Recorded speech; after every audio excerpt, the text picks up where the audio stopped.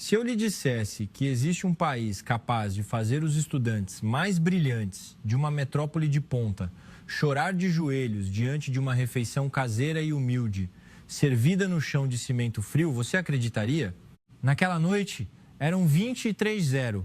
O dormitório da Universidade de Prestígio, na capital, estava em silêncio sepulcral. A única luz era o brilho azulado e intermitente das telas de computador na escuridão. Um vídeo foi carregado discretamente, como se não fosse nada de importante. Mas em apenas 48 minutos, o contador de visualizações explodiu, ultrapassando 5 milhões, como se o sistema tivesse falhado. Mas não era um novo K-pop MV, nem notícia política, nem escândalo de celebridade. Na tela, apenas o título apressado: "O que o dinheiro não compra, encontramos no Brasil".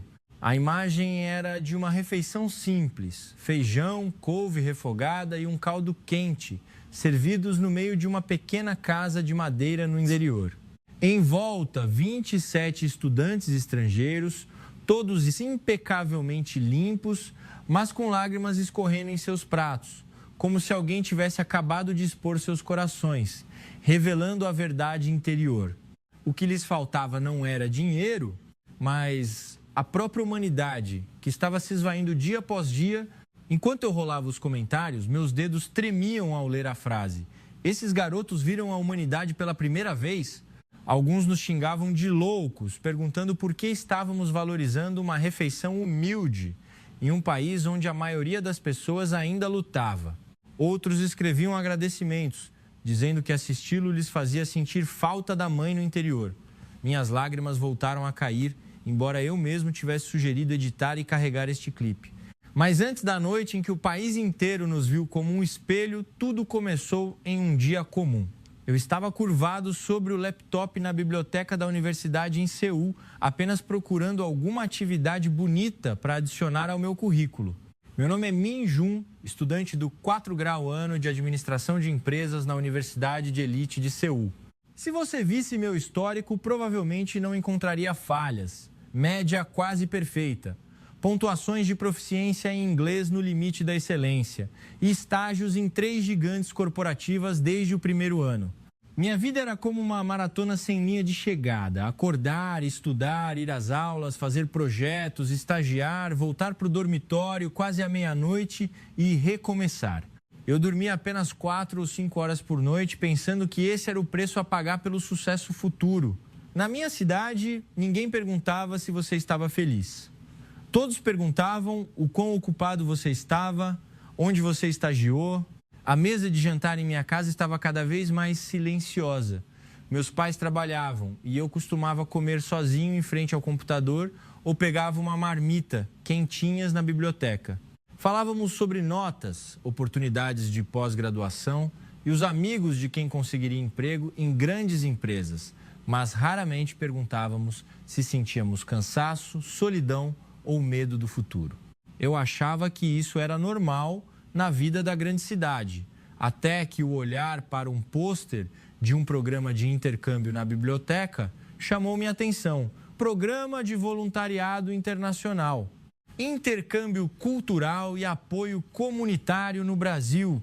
Só essa frase me fez ver a mim mesmo em um terno, respondendo ao entrevistador: "Eu fiz trabalho de campo ajudando comunidades no Sudeste Asiático. Soa ótimo." Eu quase podia ver a linha no meu currículo que me faria parecer mais distinto que os outros. Eu não pensei nos rostos dos brasileiros, nem nas aldeias ou famílias. Pensei apenas naquela linha em uma folha de papel A4 chamada CV. A imagem do Brasil na minha cabeça era plana e superficial, vergonhosamente. Lembrei-me de praias baratas lotadas de turistas bêbados, o barulho das tuk-tuks, adaptei para mototáxis, a fumaça desordenada das motos. Pensei em comunidades pobres, escolas pequenas esperando que nós levássemos livros velhos, roupas e tecnologia para compartilhar. Eu me via como um doador, mais do que alguém que queria aprender. No primeiro dia de reunião de grupo, nós 27 nos sentamos em uma cafeteria luxuosa no centro da cidade. Todos estavam bem vestidos, segurando cafés caros. Alguns abriam seus notebooks prontos para checar informações sobre passeios turísticos. Outros riam com um vídeo de review de um mercado noturno em São Paulo. Ouvi dizer que lá é muito quente. É melhor levarmos protetor solar, disse um amigo mostrando seu creme. E a comida? Será que dá para comer? Vi que eles misturam pimenta, shoyu, tudo junto. Parece suspeito, riu outro. Nós temos que levar nosso miojo, é mais seguro. A risada na cafeteria naquele dia foi tão alta que eu mal ouvi a pequena voz interior que perguntava: temos certeza de que estamos olhando para eles da maneira certa? Eu ri junto com eles, brincando que a viagem renderia ótimas fotos com as crianças do interior para postar nas redes sociais, com legendas sobre dar oportunidades e desigualdade. Era um roteiro pronto na minha cabeça antes mesmo de entrar no avião. Na noite anterior à viagem, minha mãe estava dobrando minhas roupas na beira da cama. Ela me deu um saco grande. Leve isso para o caso de dor de estômago, dor de cabeça ou febre. Não vá ao hospital sozinho, entendeu? A voz dela estava cheia do medo que vinha das notícias na TV. As imagens do Sudeste Asiático sempre mostradas em termos de crime, epidemias ou política caótica. Volte rápido depois do trabalho, filho. Não ande sozinho à noite. Meu pai completou, mesmo nunca tendo pisado em solo brasileiro. Eu assenti, aceitando o saco de remédios, aceitando o medo misturado com uma confiança silenciosa de que eu era o gênio da cidade grande, indo fazer o bem para alguém no interior do Brasil. Naquele dia, eu não poderia imaginar que uma simples refeição no chão de uma casa de madeira seria a faca que quebraria e remontaria toda a minha crença, pedaço por pedaço, pelas mãos ásperas, mas incrivelmente gentis, de uma mãe que eu nunca conheci. O dia da viagem chegou mais rápido do que eu esperava. O aeroporto de Incheon estava ofuscante com a luz do sol, mas meu interior estava estranhamente escuro. Minha mãe caminhava ao meu lado, puxando minha mala, embora estivesse leve o suficiente para eu carregar.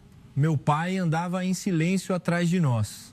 Os três não estávamos acostumados a andar tão próximos em um dia normal. Mande notícias, filho. Não desapareça como você fez nos estágios, disse minha mãe, tentando brincar, mas seus olhos escondiam a preocupação que ela não queria que eu visse. No controle de passaportes, meu pai apenas deu um tapinha leve no meu ombro. Se cuide, não seja desastrado. A frase parecia comum, mas senti como se estivesse sendo empurrado para fora do meu mundo conhecido, para um lugar que eu não conhecia nem um pouco. No avião, os anúncios em línguas estrangeiras se alternavam com as risadas de alguns colegas de grupo. Alguns já fotografavam os lanches de bordo, outros assistiam a um filme coreano com legendas em português com uma empolgação divertida. Olhei pela janela, vendo nuvens brancas alinhadas como um campo de algodão infinito. Ri baixinho de mim mesmo por ter achado que esta seria apenas mais uma viagem de caridade na vida, algo para contar na entrevista de emprego sobre como ensinei inglês a crianças em uma aldeia remota do Brasil. Em breve chegaremos ao aeroporto de Guarulhos, anunciou o capitão em coreano, seguido por inglês e português, línguas que eu não entendi uma palavra, mas para mim soou como sinal de que uma porta estava prestes a se abrir. Assim que o avião começou a descer, as nuvens se dissiparam e a imagem abaixo se tornou nítida. Não era apenas o mar e os resorts dos folhetos turísticos. Era a terra verde intercalada com o marrom das águas de um longo rio, telhados vermelhos de casas, igrejas com telhados em camadas apontando para o céu e estradas cortando campos de arroz como fios em uma tapeçaria. Algo em meu peito se moveu levemente, mas tentei silenciá-lo. É só um país em desenvolvimento, me disse eu mesmo. Assim que a porta do avião se abriu, um ar quente e úmido me invadiu como se alguém tivesse me colocado um toalha quente. Respirei fundo e senti um cheiro desconhecido. Uma mistura estranha de perfume barato, comida frita, umidade quase palpável e algo mais que não consegui identificar. O aeroporto de Guarulhos era grande e brilhante, me fazendo apertar os olhos. Placas em inglês e português, cheias de letras curvas que eu não conseguia ler, exibiam figuras imponentes de guerreiros, adaptado dos yaksha tailandeses, guardando o grande salão. Os funcionários sorriam, faziam uma leve reverência e diziam: Olá, sejam bem-vindos, com um sotaque claro que me surpreendeu. Meus colegas pegaram seus celulares para fotografar tudo, desde as estátuas até a loja de açaí com cardápios em coreano. Uau, o aeroporto aqui é melhor do que eu esperava, sussurrou um deles. Eu tive que admitir em pensamento que havia imaginado tudo muito mais velho e escuro. Caminhamos pelo longo corredor. Pessoas de várias nacionalidades passavam apressadas. O som de português, inglês e coreano misturando-se em um ruído de fundo peculiar, diferente dos anúncios curtos no metrô de Seul. Aqui, todos pareciam menos apressados, mesmo aqueles carregando malas grandes, correndo para o portão de embarque. Mas os sorrisos e as reverências permaneciam nos rostos dos funcionários. Quando nosso grupo saiu para o exterior, fui engolido pela onda de calor novamente. O céu era de um azul tão escuro que quase doía olhar. Fileiras de táxis coloridos, ônibus e vans esperavam passageiros. Vários brasileiros acenavam levemente uns para os outros antes de entrar nos carros. O motorista da van do projeto acenou para nós. Por aqui, pessoal, cheguem mais. Ele disse em inglês simples, seguido de um caloroso entrem, com um sorriso genuíno. Ao entrar na van, comecei a notar que era a primeira vez em muito tempo que alguém olhava para mim sem perguntar sobre minhas notas ou minha universidade. A van se afastou do aeroporto, passando por viadutos onde arranha-céus brilhavam à distância. À esquerda, outdoors de marcas globais. À direita, uma igreja com um telhado dourado proeminente no meio de árvores altas. Olha, a igreja e o escritório lado a lado, apontou um amigo. Rimos baixinho da imagem que parecia deslocada, mas estranhamente harmoniosa. À medida que o carro deixava a área metropolitana, os prédios diminuíam, substituídos por plantações de arroz, pomares de manga e açaí. Lanchonetes à beira da estrada com letreiros coloridos em português anunciando nomes de pratos que eu não entendia, mas cujas fotos de churrasco, pão de queijo e açaí eram claras o suficiente para eu sentir o cheiro dentro do carro. A estrada continuava, o céu mudava de azul vivo para um índigo escuro, grandes nuvens se formavam no horizonte. O vento quente entrava pela janela que o motorista havia aberto um pouco. Passamos por pequenas vilas com mercearias de madeira velha. Crianças pedalavam suas bicicletas correndo atrás de cachorros na beira da estrada. Uma mulher de meia-idade virou-se, sorriu para a van que passava e levantou um saco de vegetais frescos como se estivesse exibindo suas compras. Seu rosto não era muito diferente do da minha mãe, exceto pelas rugas ao redor dos olhos, que pareciam ter sido causadas por sorrir mais do que por franzir a testa para uma tela de computador. Em pouco tempo, as nuvens escuras avançaram, bloqueando o sol. Uma chuva forte começou a cair, batendo no vidro com um som de ploc-ploc. A cortina de chuva era tão densa que obscurecia os campos verdes, transformando-os em uma névoa cinza. O carro diminuiu a velocidade. O motorista colocou o limpador de para-brisa no máximo, mas em menos de meia hora a chuva parou como se nunca tivesse caído. O céu se abriu novamente e os últimos raios de sol do dia brilharam na estrada molhada, refletindo uma luz dourada suave. No meio dessa cena, vi uma placa de madeira com o nome de uma pequena cidade no interior de Minas Gerais, um lugar que eu nunca tinha ouvido falar. É aqui que ficaremos por 7 dias. A voz do coordenador do projeto soou com um sorriso. Olhei pela janela. Uma pequena igreja com telhado vermelho, um campanário dourado cercado por árvores altas, uma casa de madeira de 2 andares, um pequeno restaurante com pessoas esperando por self-service na frente. Tudo parecia simples, mas havia algo no ar que me fez sentir como se estivesse cruzando uma linha invisível entre a vida que eu acreditava ser correta e outro modo de vida para o qual eu ainda não tinha palavras. Naquele momento, eu ainda me convencia de que era apenas o interior do Brasil. Mas no fundo do meu peito, um sussurro dizia que esta viagem poderia não adicionar uma linha bonita ao meu currículo, mas sim apagar completamente as antigas frases da minha cabeça, reescrevendo-as com as mãos calejadas, mas gentis, daquela mãe que esperava por nós. O dia da chegada à pequena cidade foi cedo. O céu ainda não estava claro, mas o som dos pássaros e dos cachorros latindo na frente do alojamento me acordou. Olhei-me no pequeno espelho acima da pia, vestindo uma camisa branca passada e calças sociais, a gravata apertada no estilo que eu conhecia, como se estivesse prestes a fazer uma apresentação em uma sala de reuniões, e não um intercâmbio cultural no Sudeste Asiático. Em minha mente, eu imaginava a universidade que visitaríamos como uma escola secundária modesta, um prédio de concreto desbotado, o som de ventiladores antigos rangendo, estudantes alinhados em cadeiras de madeira antigas. Eu pensei saber o que encontraria e o quanto deveria ser grato por ter nascido em uma cidade grande com tudo à mão. A van do projeto saiu do alojamento, passando por um pequeno mercado matinal cheio de barracas, vendendo pão de queijo, frango assado, arroz e vegetais frescos. Várias mulheres vestindo saias rodadas, adaptado do sarong tailandês, carregavam sacolas de vegetais, mas ainda se lembravam de acenar para conhecidos que encontravam pelo caminho. Em pouco tempo, viramos para uma rua ladeada por árvores altas. E, de repente, um grande portão com o emblema da Universidade Brasileira apareceu. Não era velho e decrépito como eu esperava, mas era largo e, por dentro, via-se prédios brancos e cremes aninhados em meio a um verde exuberante. Assim que a van cruzou o portão, o mundo inteiro na minha cabeça estremeceu.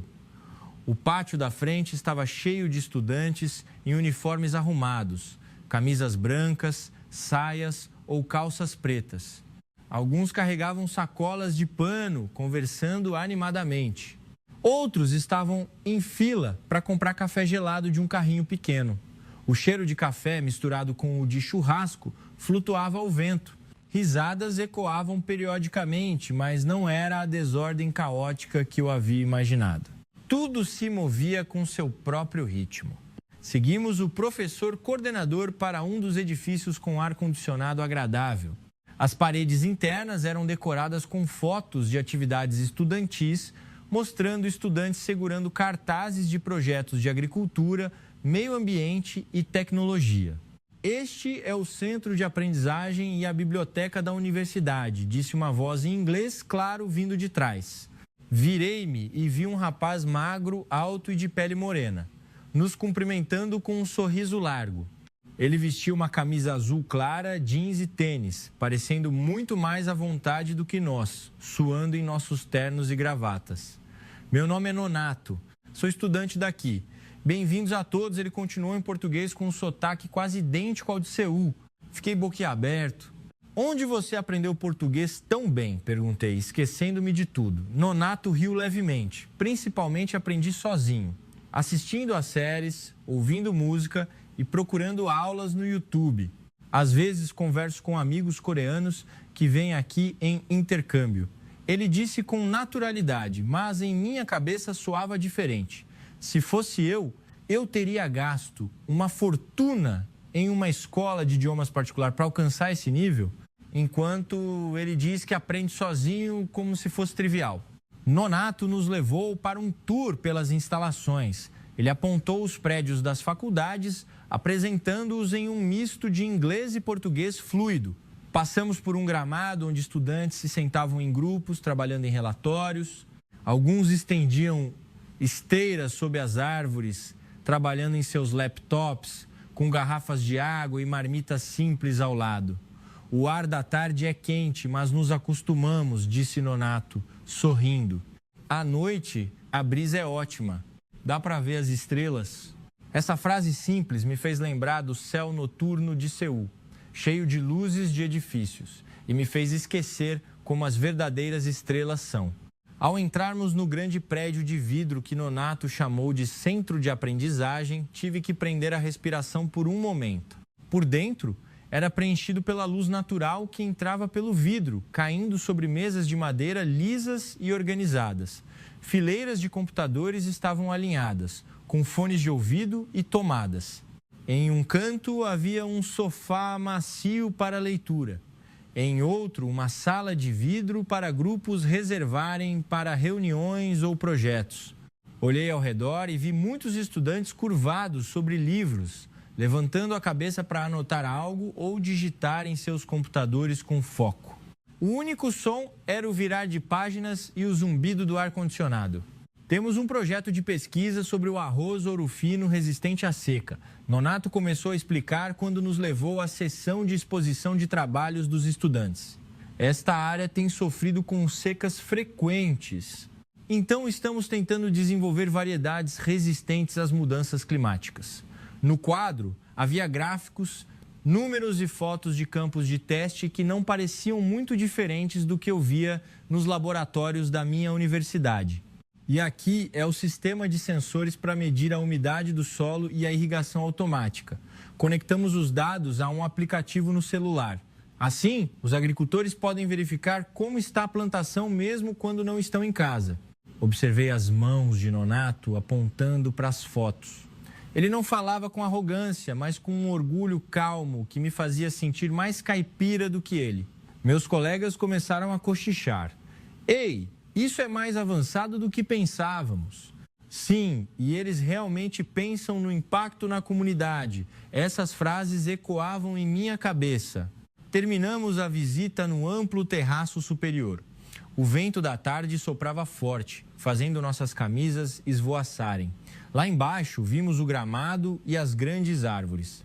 Sob uma delas, um grupo de estudantes em seus uniformes ria em círculo. Seus rostos não pareciam estressados ou ansiosos como os do metrô de Seul. Ninguém olhava para o celular com desespero. Eles pareciam cansados de estudar, sim, mas sempre havia espaço em seus corações para risadas e amizade. Apoiei-me no parapeito olhando para baixo e soltei um suspiro profundo. Pensei na biblioteca de Seul, limpa, moderna, cheia de estudantes de primeira linha. Não diferente daqui, mas em minhas memórias, eu só lembrava de rostos cheios de pressão e olhares que nunca se encontravam de verdade, apenas passando um pelo outro como competidores em uma pista de corrida. Enquanto isso, aqui, em uma universidade brasileira no interior que eu havia ignorado em um mapa mundi, estudantes multilingues faziam pesquisas conectando tecnologia à vida dos moradores locais e ainda sorriam sinceramente para os colegas. Senti como se a parede transparente construída pela crença na minha superioridade estivesse rachando, fio por fio, sem que eu soubesse que naquela noite essa parede desmoronaria completamente. Não por causa da pesquisa de ponta ou da biblioteca moderna, mas por causa da simples refeição no chão da casa de madeira de uma família brasileira que nos esperava. Depois de terminarmos a apresentação e as perguntas na sala de reuniões com ar-condicionado, o professor coordenador nos levou ao pátio ao meio-dia. O sol estava forte, mas uma brisa suave fazia nossas camisas balançarem.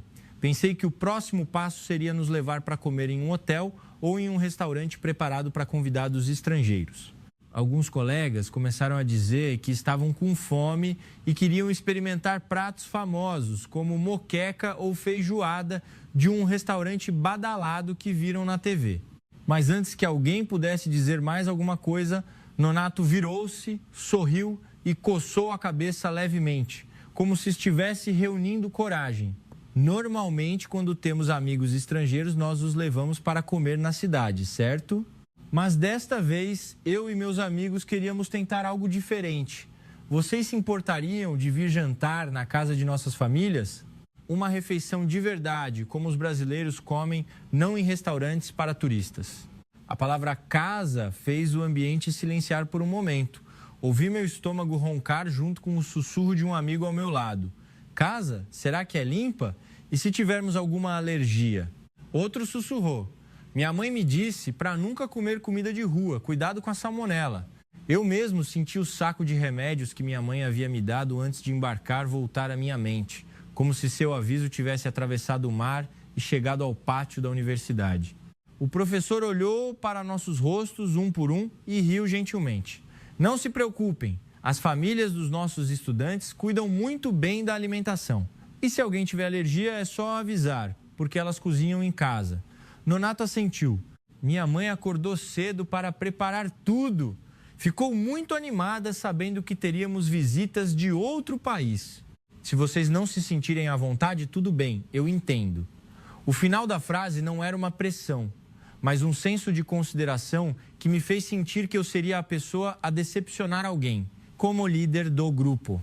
Todos os olhos se voltaram para mim sem aviso prévio.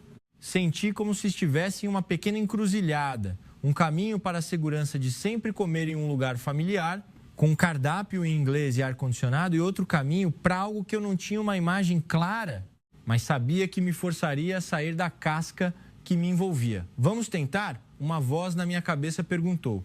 Ou voltaremos para casa com um currículo cheio de palavras sobre doar, sem nunca ter realmente recebido nada de ninguém. Respirei fundo e sorri para Nonato. Eu acho que todos nós queremos tentar, eu disse em coreano lentamente para garantir que todos os meus amigos ouvissem. Se é assim que os brasileiros comem de verdade, nós também deveríamos conhecer. Alguns amigos pareciam hesitantes, mas acabaram assentindo. O suspiro de alívio de Nonato foi leve antes de ele agradecer ao professor e dizer: ótimo, então à tarde vamos nos dividir para ir a várias casas. Encontramo-nos na hora do jantar. No meio da tarde, pequenas picapes 2, em um de cores vivas, pararam em frente à universidade. As listas foram divididas em grupos de 3 ou 4. Fiquei com Gião e Junho. Nonato seria nosso guia para a casa dele.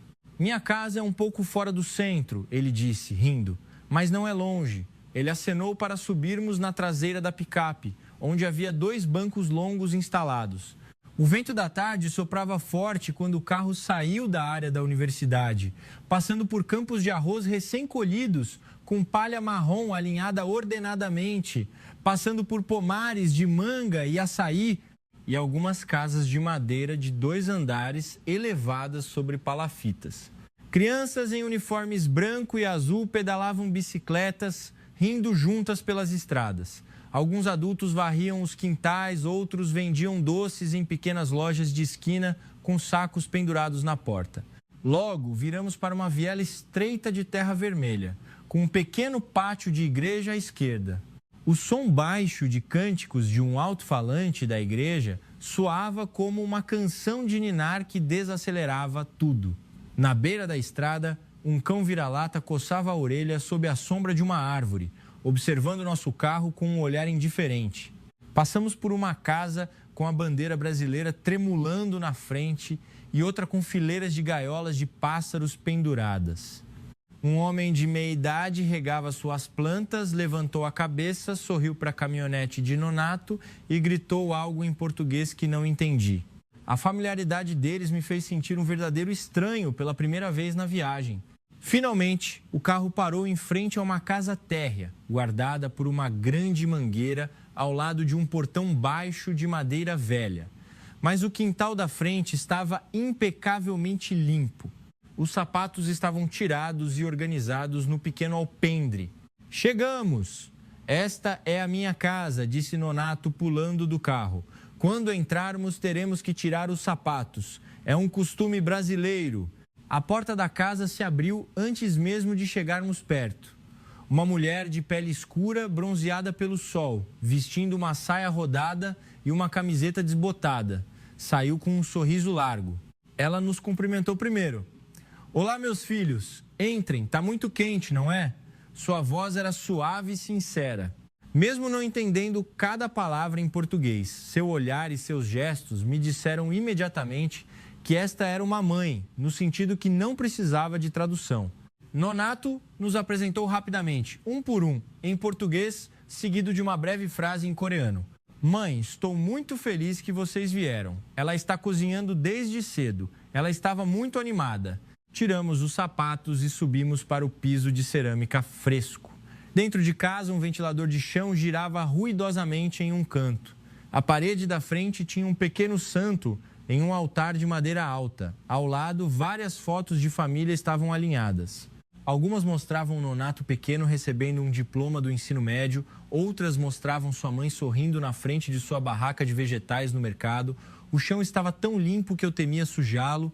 Tudo parecia simples, mas possuía uma ordem que eu raramente via nos apartamentos em Seul. A mãe de Nonato nos fez sentar em um grande tapete no meio da sala. Sentem-se confortavelmente, meus filhos. A mamãe já traz a comida. Ela disse, batendo levemente no tapete como um sinal. A atmosfera ficou em silêncio por um momento. Olhei ao redor. Senti como se as paredes claras desta casa estivessem se encolhendo, se aproximando do meu coração. Embora fosse muitas vezes menor que meu apartamento em Seul, parecia muito mais cheio. Não cheio de móveis ou eletrodomésticos, mas cheio de algo que eu ainda não conseguia nomear. Olhei para Ji-eun, que estava sentada rigidamente ereta, e Jun-ho, que segurava firmemente a mão sobre a própria coxa, com as veias saltadas. Percebi que minhas próprias mãos estavam geladas.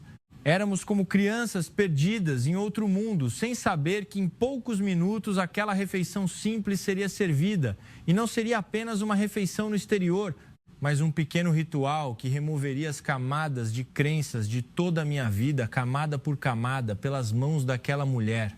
O som de pratos batendo levemente veio da cozinha, seguido por um cheiro aromático que eu não sabia nomear, mas que fez meu estômago roncar mais alto do que quando eu estava em frente a um buffet de luxo em Seul. O grande tapete no meio da sala estava estendido e arrumado. Pratos pequenos e grandes esperavam como um palco pronto para o jantar ser o protagonista. A mãe de Nonato ia e vinha da cozinha, segurando uma espátula ou um pano de prato, mas cada vez que olhava para nós, sorria como se estivesse recebendo um filho de volta de uma viagem longa, não estranhos, que acabavam de conhecer. Em pouco tempo, ela saiu da cozinha com cuidado, segurando uma grande bandeja de aço inoxidável, que fez um clink ao ser colocada no tapete, seguida por uma panela menor, da qual o vapor subia por baixo da tampa. Vamos comer, meus filhos. Não é nada chique, é só isso que temos. Comam até ficarem satisfeitos. Sua voz fez cada prato à nossa frente parecer estranhamente valioso. Na bandeja havia pratos de arroz fumegante, uma tigela de caldo claro com pedaços de abóbora, moranga e pequenas fatias de carne de porco, pedaços de frango assado com um cheiro delicioso sobre um prato com pepino e vegetais frescos. Em outro canto, um molho de pimenta, pimenta batida, grossa, cor vermelho marrom, cercado por vagem cozida, couve em conserva e vegetais frescos que eu não reconhecia. Para quem está acostumado com pratos gourmet em cafés da moda, a refeição parecia comum demais para tirar fotos. Mas aos meus olhos, parecia uma obra de arte pintada com mais suor, lágrimas e amor do que a tinta usada nos cardápios caros. A mãe de Nonato serviu arroz em nossos pratos, um por um, dizendo: comam bastante, meus filhos, senão vão sentir fome à noite. Vocês vieram de longe e estão cansados de estudar. Ela nos chamava de filhos com tanta naturalidade, como se fôssemos seus próprios filhos, mesmo tendo nos conhecido há menos de 10 minutos. Peguei a colher e o garfo com as mãos tremendo levemente, sem saber por onde começar. Nonato viu minha hesitação, riu e colocou um pouco do caldo em uma tigela pequena para mim. Comece pelo caldo, pode ser? Não é muito apimentado. Depois ele rasgou um pedaço de frango assado e o colocou em nossos pratos, seguido por uma recomendação de vegetais, explicando que era melhor com um molho de pimenta. Coloquei a primeira colher de arroz na boca, junto com um pedaço de frango e o caldo, que parecia uma sopa clara. O calor se espalhou da minha língua para o estômago. O sabor levemente salgado, o doce sutil dos vegetais e o cheiro de carvão fizeram com que algo no meu peito, que estava duro como pedra, amolecesse lentamente. Não está apimentado, filho? Está bom? Minha mãe perguntou, olhando para mim com preocupação. Eu assenti rapidamente. Está delicioso, de verdade. Respondi em português curto, algo que havia praticado com vídeos na internet, o que a fez rir de alegria. Ela então pegou seu próprio talher e colocou um pedaço de carne de frango em meu prato. Coma mais, para ter energia para passear e estudar. Segui sua colher com os olhos e depois olhei para o seu prato. Apenas algumas colheradas de arroz branco, com um pouco de caldo e um pedaço pequeno de peixe frito restante, com as pontas crocantes. Ji-eun, que normalmente era muito cuidadosa com a dieta e mal tocava em frituras, começou a comer silenciosamente, seus olhos avermelhados. Jun-ho abaixou a cabeça mastigando vigorosamente, sem dizer uma palavra. Notei que toda vez que sobrava um bom pedaço de carne, A mãe de Nonato usava seus próprios hashes para pegá-lo e colocá-lo em nossos pratos, observando com satisfação, como alguém regando uma planta que ama. Coma primeiro, mãe. Vai acabar a comida. Nonato protestou. Ela balançou a cabeça levemente. A mãe come depois, meu filho. Você come primeiro. Se não comer, vai sentir fome. Você trabalha e estuda mais do que a mãe. Essa frase comum atingiu meu rosto com mais força do que a picância de qualquer molho de pimenta no tapete. Lembrei-me das refeições em Seul, onde eu comia sozinho em frente à tela do computador. Às vezes uma marmita de conveniência, às vezes ramen instantâneo em uma pequena panela de ferro. Ninguém nunca me perguntou se eu estava satisfeito. Apenas perguntavam: quantos pontos você tirou? Em que empresa você vai se candidatar? Esquecendo que eu precisava ser sempre 2 passos à frente dos outros. Eu achava que a mesa de jantar era apenas um lugar para sentar o corpo e reabastecer o combustível, nunca percebendo que poderia ser um lugar para o coração descansar também. Por que a mãe é tão gentil conosco? A voz de Gideon soou baixa no silêncio. Ela largou os hashes e usou a outra mão para limpar as lágrimas que escorriam sem aviso. Nonato olhou para ela, surpreso, antes de se virar e traduzir para a mãe em coreano. A mãe ficou em silêncio por um momento, procurando as palavras, mas finalmente riu baixinho e estendeu a mão para tocar o ombro de Gideon. Olhe, meus filhos, vocês vieram de tão longe, tão cansados, não estão? Quando vocês vêm ao Brasil, é como se fossem visitar a casa da mãe. Eu só tenho isso para dar, então dou o melhor que posso. Como eu poderia deixar um convidado na minha casa passar fome? A palavra visitar a casa da mãe me fez prender a respiração. As lágrimas que eu tentava segurar começaram a queimar no canto dos meus olhos. Jun-ho, o mais frio do grupo, levantou a mão para cobrir o rosto brevemente antes de rir com lágrimas nos olhos. Está delicioso, tão delicioso que me faz chorar. Ele brincou, tentando disfarçar, mas ninguém riu alto. Todos estavam olhando para seus pratos, como se tivessem acabado de perceber que não havia apenas arroz e acompanhamentos ali, mas algo mais que não comíamos há muito tempo, a sensação de ter valor sem precisar provar nada. Na pequena sala daquela casa térrea, o jantar que parecia pobre pelo padrão da cidade grande se tornou a refeição mais luxuosa da minha vida. Não pelo preço da comida, mas porque fez muitas verdades emergirem das profundezas do meu coração. Eu vi claramente que nós, filhos de um país rico e moderno, estávamos sentados com as mãos trêmulas porque não estávamos acostumados a sermos amados incondicionalmente. Enquanto isso, uma mulher com uma renda menor que a metade da renda de nossos pais estava nos dando o melhor que tinha, sem hesitação. Quando levei a última colher à boca, senti que algo em minha cabeça que dizia que eu era o doador silenciou permanentemente. Foi substituído por outra frase, mais clara. Na verdade, sempre fomos nós que estávamos em falta. Faltava a gentileza, a visão que a mãe de Nonato usou para nos olhar. Faltava uma mesa de jantar, não apenas para comer, mas para abraçar o coração um do outro. O jantar não saciou apenas meu estômago. Ele removeu completamente a barreira entre doador e receptor em meu coração. Eu ainda não sabia que depois de levantar daquele tapete, minha vida nunca mais seria a mesma. Após o último bocado e os pratos vazios, a mãe de Nonato se levantou, sacudiu levemente a saia e perguntou: "Vocês estão satisfeitos, meus filhos?" Eu estava prestes a me mover para dar espaço à dona da casa, mas Jun-ho se levantou primeiro. "Nós ajudamos, por favor", ele disse em inglês simples e apressou-se para a cozinha com a bandeja. Ji-eun o seguiu. Eu não tinha desculpa para ficar parado sozinho na pequena cozinha com apenas uma panela de molho de feijão de molho na pia. A mãe de Nonato tentou tirar os pratos das mãos de Ji-eun. "Não, filha, você é a convidada, não precisa lavar para não estragar as mãos." Mas Ji-eun balançou a cabeça. "Eu lavo, por favor. Pelo menos deixe-me retribuir um pouco." Nonato observou a cena e sorriu como alguém vendo 2 mundos se sobreporem perfeitamente. O mundo dos visitantes da cidade grande e o mundo da casa térrea no interior do Brasil. Fiquei lavando a louça em silêncio ao lado de Junhu, a espuma de sabão escorrendo pelos meus dedos, cobrindo a bandeja de aço que momentos antes segurava o arroz quente.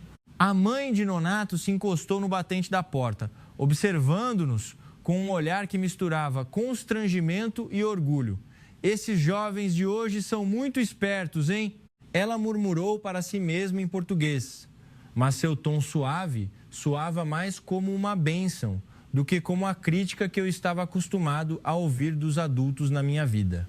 Quando tudo estava limpo e arrumado, a mãe nos entregou um pano de prato um por um. Depois, sentamos para descansar. O céu lá fora já estava alaranjado e rosado.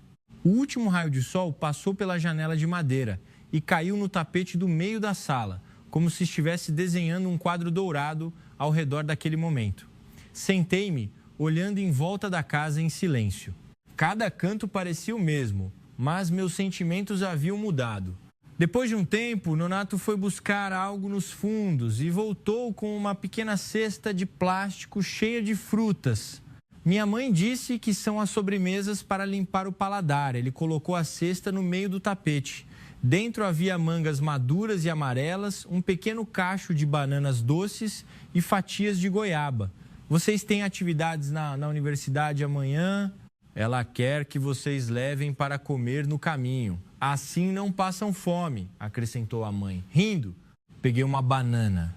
Senti que seu peso leve em minha mão era mais denso do que qualquer caixa de presente cara que eu já havia comprado para minha família em Seul. Não eram apenas frutas, era o tempo, o trabalho e a intenção de uma mulher para garantir que 3 estranhos não se sentissem famintos, nem no estômago nem no coração, em uma terra que não era a deles. Quando chegou a hora de ir, Nonato nos disse que a picape viria nos buscar na entrada da rua. A mãe saiu para nos despedir na frente da casa. As luzes da rua começaram a acender uma por uma. O som dos grilos e das motos criou um cenário sonoro.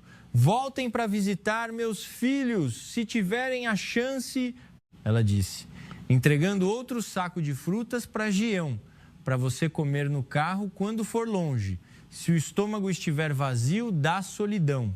Gião pegou o saco com as 2 mãos e lágrimas brotaram novamente, sem pedir permissão. Antes de entrar na picape, nós 3 olhamos um para o outro, sem aviso, e curvamos nossos corpos para baixo simultaneamente, juntando as mãos em frente ao peito, no gesto de agradecimento que havíamos visto os brasileiros fazerem para figuras sagradas. Obrigado, Kai, dissemos juntos. Embora o sotaque não fosse claro, o significado interior estava mais claro em nossos corações. A mãe de Nonato riu envergonhada e rapidamente retribuiu a reverência. Eu que tenho que agradecer a vocês por terem vindo de tão longe, fazendo minha casa ficar cheia de gente. A risada é boa. O som da risada era contagiante. A picape começou a se afastar lentamente da frente da casa, passando pela mangueira, pelo cão deitado perto da cerca, pelas outras casas de madeira onde as luzes amarelas e laranjas acendiam uma a uma. Virei-me para olhar a casa de Nonato até fechar os olhos, vendo a silhueta da mãe acenando na pequena porta até se tornar um ponto minúsculo na escuridão, antes de desaparecer completamente. Mas no meu peito senti como se ela ainda estivesse lá, não indo a lugar nenhum. Na picape, ninguém pegou o celular. Ninguém pediu para fazer check-in ou postar nas redes sociais, como costumávamos fazer quando visitávamos lugares bonitos. Um silêncio profundo nos cobriu, mas não era um silêncio constrangedor. Era o silêncio de pessoas ouvindo a si mesmas pela primeira vez em anos. Olhei para fora da janela. Vi lanchonetes à beira da estrada com famílias jantando juntas. Vi crianças correndo em um pátio de igreja. Vi um monge carregando um saco de comida de volta para seu pequeno convento. A luz fraca dos postes iluminava o sorriso do vendedor de raspadinha limpando sua carroça.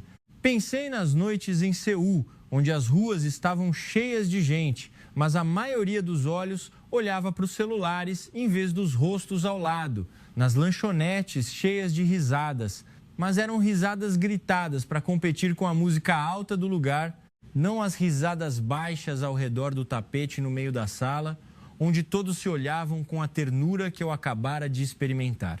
Será que eles são mais ricos que nós? O pensamento surgiu sem aviso. Não em termos de números em contas bancárias ou valor das casas, mas em outro sentido de riqueza. Riqueza de tempo compartilhado, riqueza de chamar estranhos de filho, riqueza de uma mesa de jantar que faz as pessoas se sentirem como se sempre tivessem um lugar para onde voltar. Não importa quão exaustas ou derrotadas estivessem pelo mundo exterior, quando o carro se aproximou do centro da cidade, as luzes de néon começaram a brilhar. Outdoors de cafeterias e lojas de conveniência surgiram e os prédios da universidade apareceram novamente. Eu sabia que amanhã voltaríamos aos nossos papéis habituais, como estudantes da universidade de elite, fazendo atividades, tirando fotos, sorrindo forçadamente. Mas eu também sabia que algo em mim havia mudado permanentemente. Naquela noite, quando o carro parou em frente ao alojamento e nos separamos para subir aos quartos, alguém no grupo sussurrou: "Hoje parece que não ajudamos ninguém, mas fomos nós que fomos totalmente ajudados." Ninguém discordou. Todos apenas assentiram em silêncio. Para mim, eu sentia claramente que uma parte do meu coração havia ficado para trás naquela casa térrea no final da viela, onde uma mulher me chamou de filho sem perguntar meu ranking ou para qual grande empresa eu iria me candidatar. De volta ao alojamento, sentei-me em silêncio em frente ao meu laptop por um bom tempo antes de começar a apagar linha por linha o relatório que eu havia preparado antes de vir para o Brasil, deixando apenas uma página em branco. Então, comecei a digitar novamente, com o coração, não com a fórmula de sucesso de quem quer construir um perfil bonito. Peguei os clipes gravados sem intenção.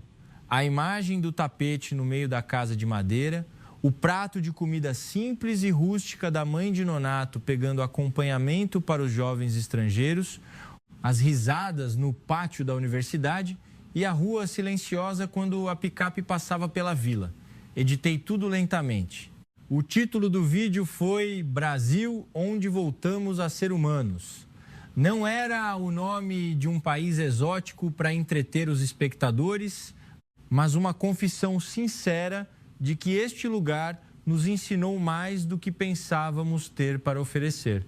Quando o vídeo foi carregado, as notificações de comentários começaram a pipocar. Tanto brasileiros quanto estrangeiros escreviam: "Eu choro vendo isso, me lembra de casa. Eu moro na cidade grande, mas me sinto muito solitário. Gostaria de sentar naquele tapete para comer uma vez na vida. Li e meu coração aqueceu e doeu ao mesmo tempo." Eu queria deixar uma mensagem final para você que está assistindo agora. Se um dia você sentir que está correndo, tanto que esqueceu por que precisa correr, que esqueceu o sabor de uma refeição onde alguém serviu com carinho, que esqueceu a palavra filho vinda da boca de alguém, que esta história o lembre. A felicidade não está escondida em coisas caras, mas nas mãos que se estendem para compartilhar. Se você deseja continuar viajando em busca dessa humanidade conosco, através de pequenas histórias da Ásia, Brasil, inscreva-se no canal. E vamos procurar a próxima lição que pode estar esperando por você no próximo tapete, em algum lugar no Brasil.